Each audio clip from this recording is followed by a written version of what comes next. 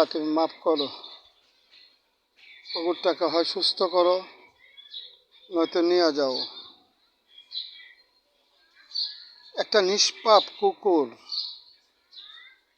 তার যদি এরকম অবস্থা হয়, আমরা যারা পাপ করি তাদের কি অবস্থা হতে পারে ভাই, একবার চিন্তা করেন।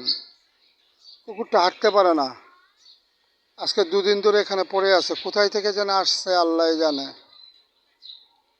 এলাকার ছেলে পেলে অনেকে পানি টানি খাওয়াইছে।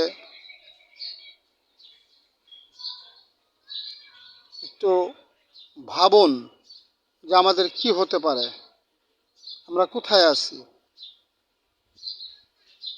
এই কুকুরটা থেকে আমাদের শিক্ষা নেওয়া উচিত, আমরা কি না করতেছি।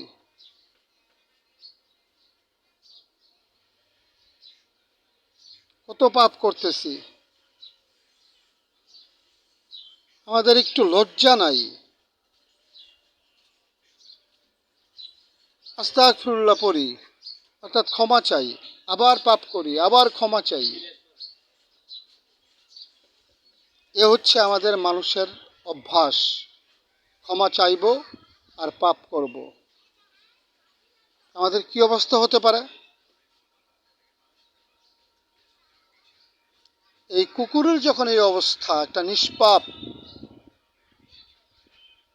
কখনো মিথ্যা কথা বলে না, পরের উপকার করে, তার এই অবস্থা, আমাদের কি হবে ভাই?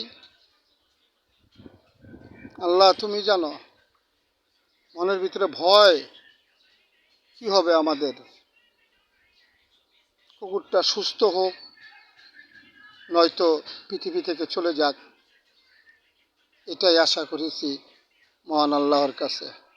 যদি আল্লাহ দয়া করেন, কবুল করবেন।